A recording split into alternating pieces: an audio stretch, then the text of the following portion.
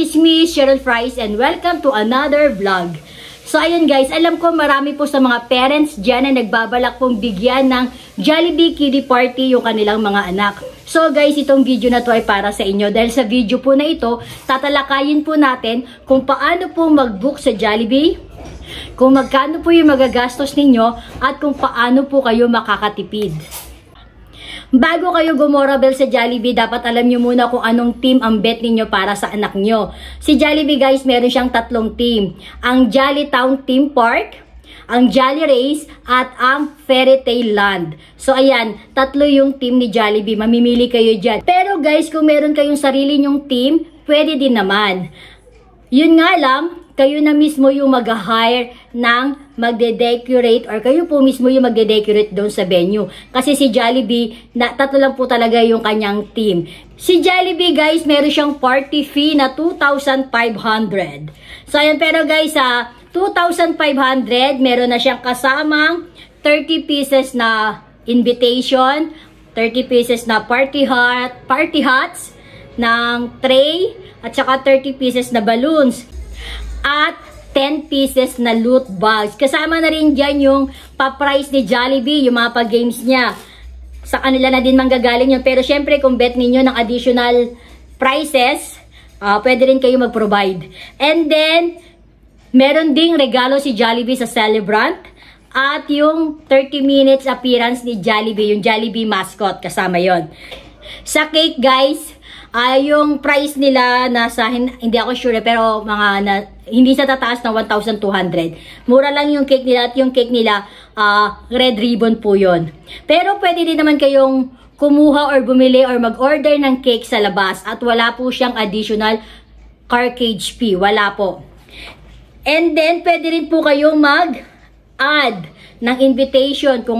Kung kulang po yung invitation ninyo, pwede kayong mag-add. 10 pesos po yun, complete set na po yun. Meron na po yung party hat, name tag, place at tray mat. And then, sa loot bag naman, kasi diba guys, 10 pieces lang yung available sa loot bags. Pwede kayo mag-add. Tulad ng ginawa ko, nag-add ako ng 30 pieces pa para maging 40 pieces siya.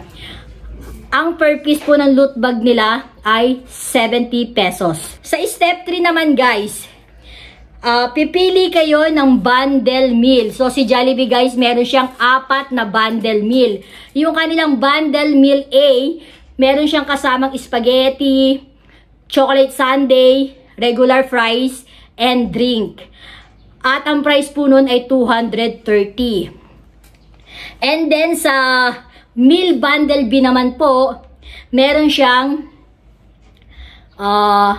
spaghetti with 1-piece chicken, chocolate sundae, regular fries, at syempre meron din siyang drinks. Ang price po nun ay 296. Disclaimer lang po pwede po magbago yung price na binabanggit ko Ito kasi yung price na binigay sa akin doon po sa Malabon at Caloocan. Kasi marami po akong pinag-inquire. Nag-inquire po ako sa iba't ibang Jollibee. Later po pag-uusapan po natin yung kung bakit.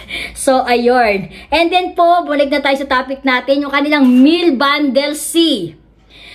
Yung meal bundle C nila, same lang po sa bundle B, pero itong si C, may additional siya ng Jolly Kiddie Meal Toy.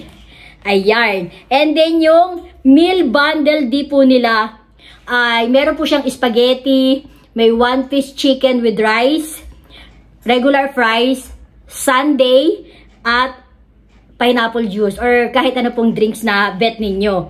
Dito guys sa step 3, yan, kailangan nyong pumili dyan ng 30 pieces. Yan, required ni Jollibee yun, 30 pieces para sa party nila.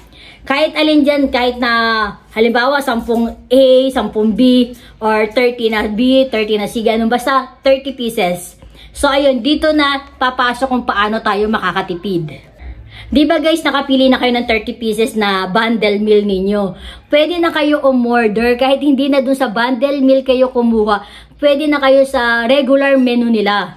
Halimbawa, kung gusto niyo sa mga adult, ang ibibigay ninyo ay 1-piece chicken with rice, and then meron din siyang drinks, diba? Ang price lang nun, 99 pesos. O, diba? Mas makakamura kayo. Lahat ng ano doon, lahat ng regular kiddie meal nila doon, pwede nyong orderin para mas makamura kayo. Kasi sa totoo lang guys, mas makakamura kayo kaysa mag-order kayo ng bundle meal doon sa party package nila. So, ayun lang. Kasi imagine niyo ha, kung bundle B yung kukunin ninyo, tapos 296 pesos siya, 1 piece chicken na merong spaghetti, 296, pero kung order kayo ng 1 piece chicken na merong spaghetti dun sa regular menu nila, mas mababa siya, mas mura siya. So, ayun. So, yung sinasabi ko pala kung bakit ako nagpunta sa iba't ibang Jollibee outlet. Ayun guys, kung magpapaparty kayo sa Jollibee at alam niyo na yung venue or your outlet na yon maganda at talaga namang dinudumog pagdating sa party, I suggest mag-book kayo 6 months before the event. Kasi kami guys, yung birthday March, nag-try kami mag-book ng January at fully book na sila. Yung available slot nila nasa June na. Kaya napunta kami sa MC Square. Ayun nga guys, i-bet namin dun sa original, dun sa may tabi ng Fisher Mall, dun sa Malabon na bagong Jollibee. Kasi malaki siya. So, kaya niya mag-accommodate ng more than hundreds na bisita. Sa Jollibee kasi sa MC City Square, 80 packs lang. So, nagamit pa namin yung labas ng venue. At medyo mainit siya dahil nga syempre, mas marami yung tao dun sa capacity ng room. So, ayun guys, i-breakdown natin yung mga nagastos namin sa party ni Mia dun mismo sa Jollibee. So, ayan siya guys. Yan. Nasa 25,867 lang siya. So, ayun. Not bad na yan guys para sa 127 packs. So, ayun guys. Kung nagustuhan nyo po ang video na to, please give it a thumbs up and don't forget to subscribe. Sa tabi po ng subscribe button, meron po dyang bell icon. Pakiclick nyo na rin para po sa tuwing meron tayong new upload, manon-notify ka. Maraming salamat po sa panonood. Kita-kita po tayo ulit sa aking next vlog. Ciao! Keep safe everyone. God bless!